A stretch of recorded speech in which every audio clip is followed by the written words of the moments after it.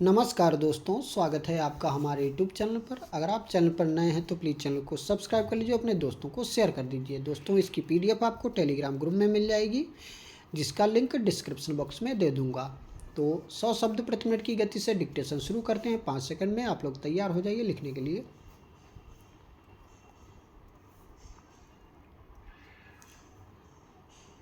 Start.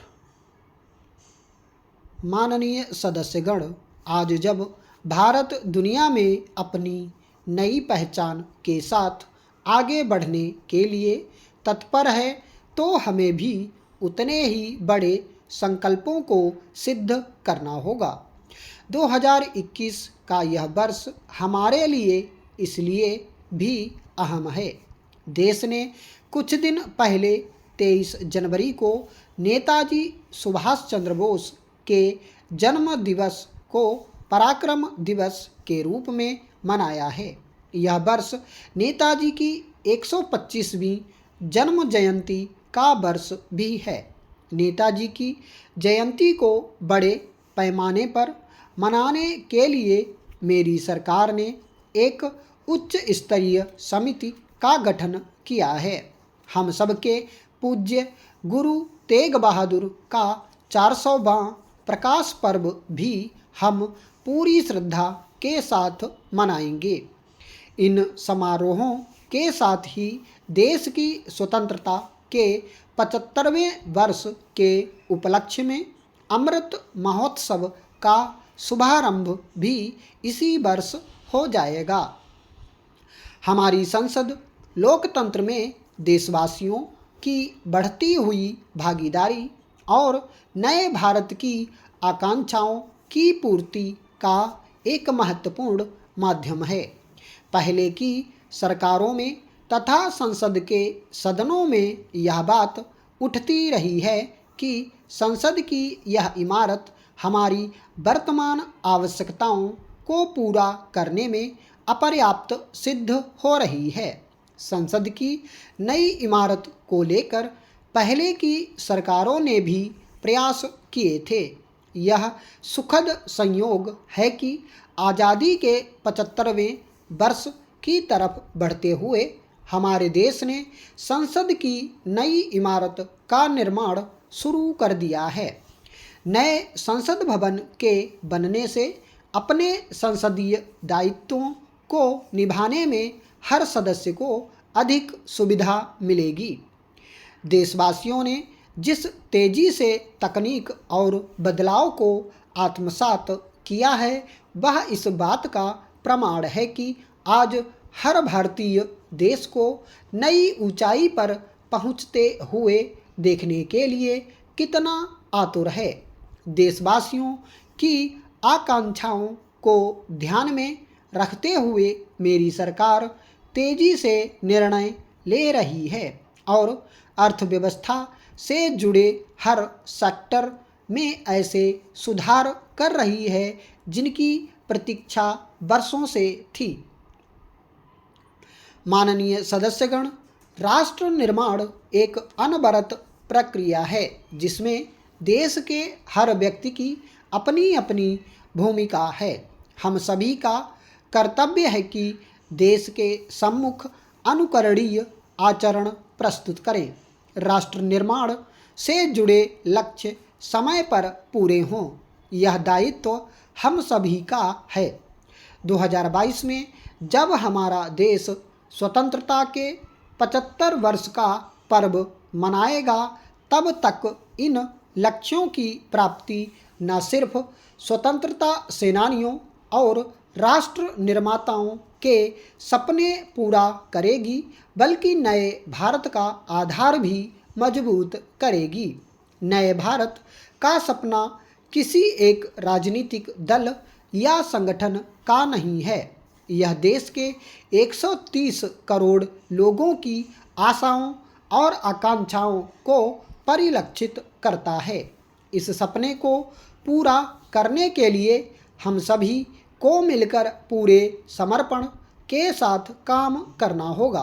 आइए हम सब मिलकर अपने संविधान के समता और बंधुता के आदर्शों को प्राप्त करने के लिए एक साथ चलें, एक दिशा में चलें, एक निष्ठा से चलें और भव्य भारत के निर्माण के लिए पूरी ऊर्जा के साथ आगे बढ़ें।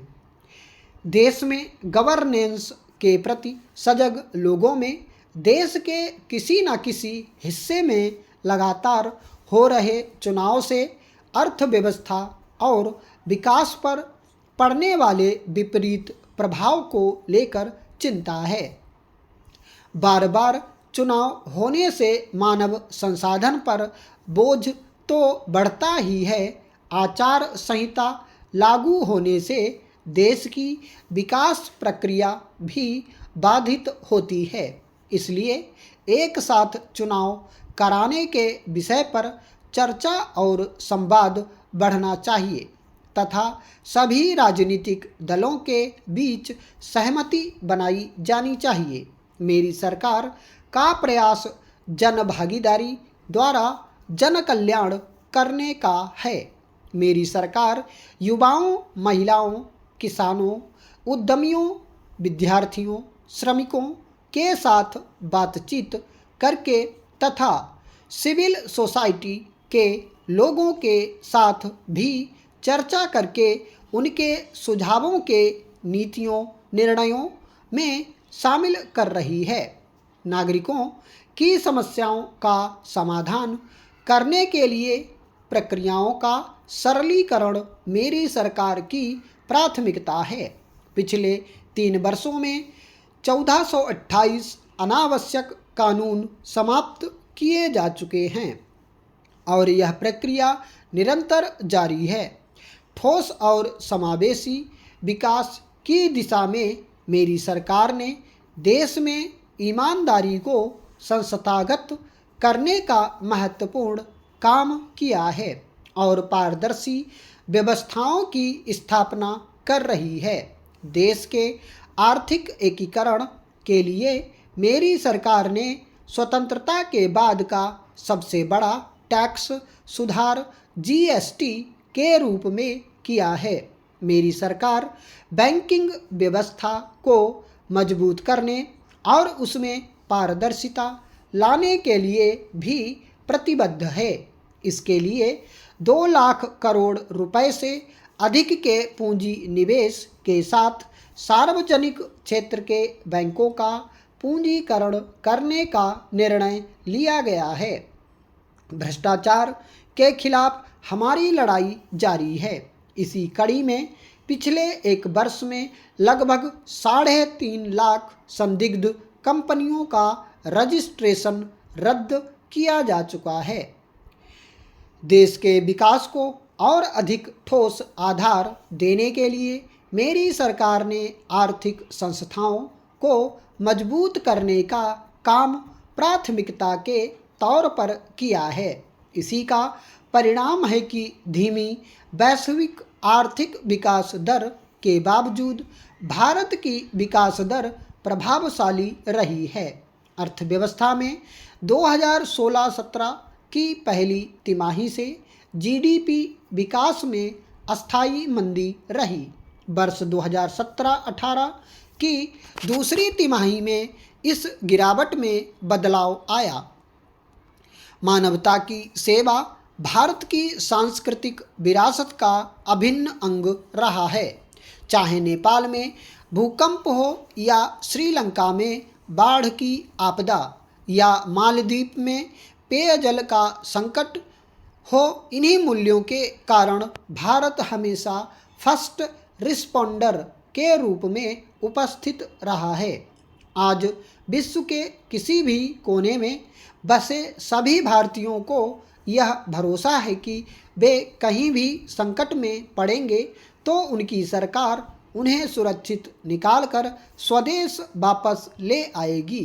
वर्ष 2014 के बाद से विदेश में संकट में फंसे 90,000 से अधिक भारतीयों को वापस लाया गया है।